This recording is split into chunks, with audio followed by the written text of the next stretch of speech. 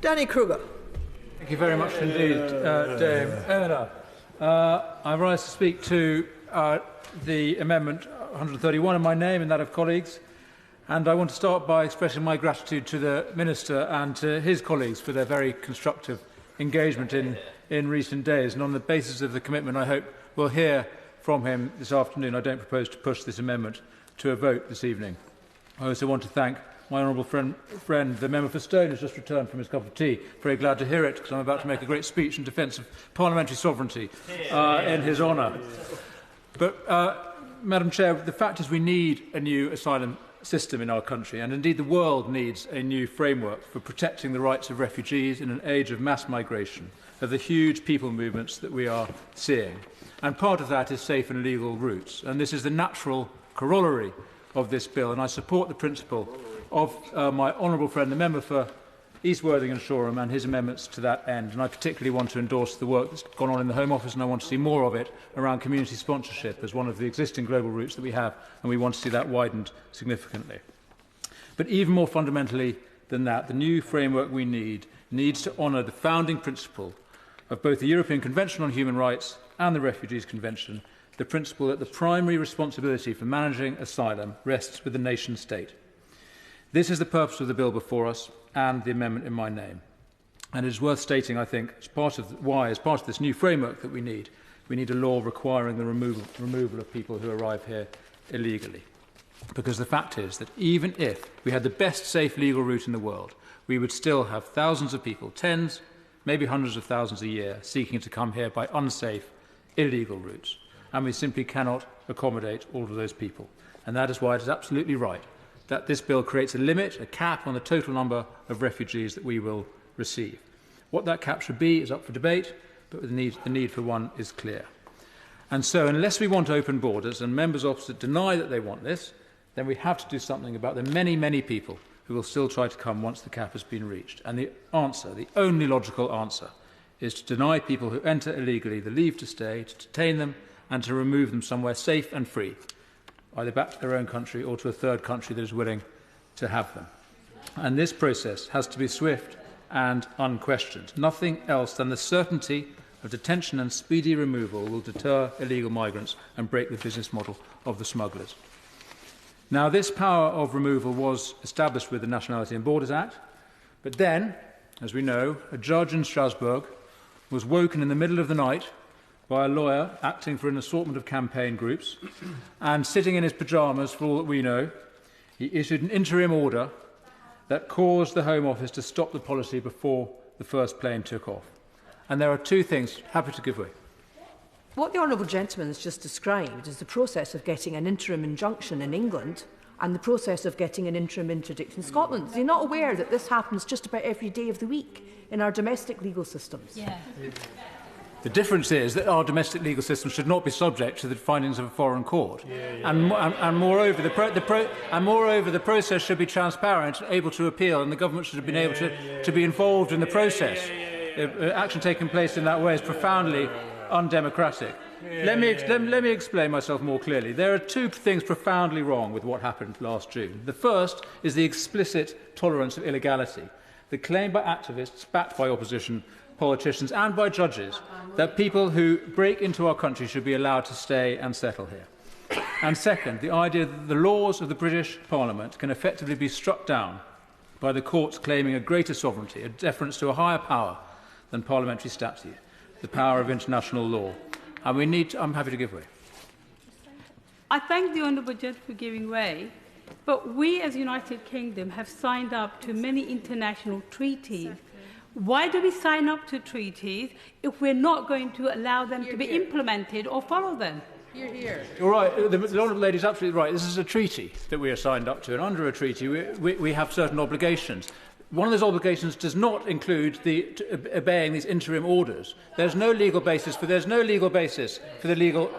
to obey the legal order. That's a recent convention, and it's not in statute that we should obey it. Moreover, even if it was a substantive judgment, it doesn't give direct effect to the British government. So we need to change these things. This is why this bill is necessary. It will mandate, not merely permit, the government to remove illegal migrants, so that there can be no doubt in the minds of ministers or officials or contractors what the law requires them to do. But what about the courts?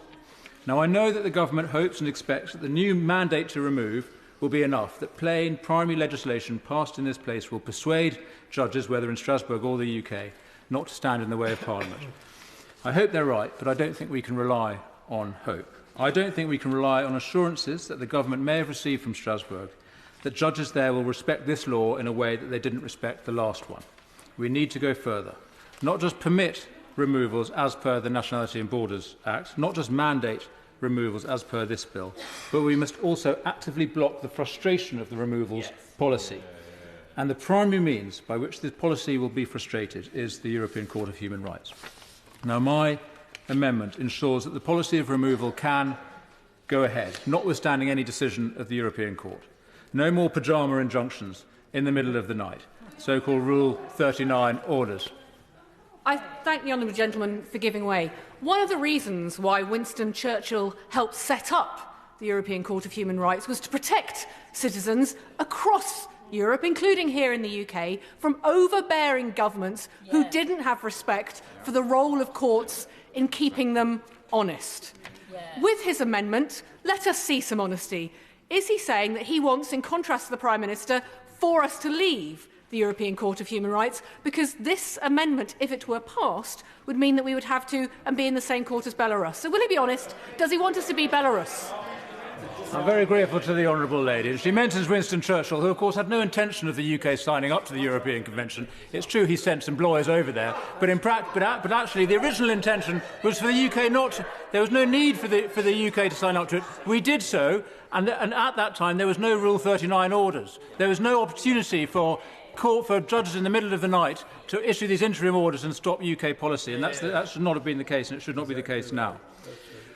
And even substantive judgments, which I also accept we need to comply with, honourable members opposite are quite right about that, even they should not have the direct effect of halting removals.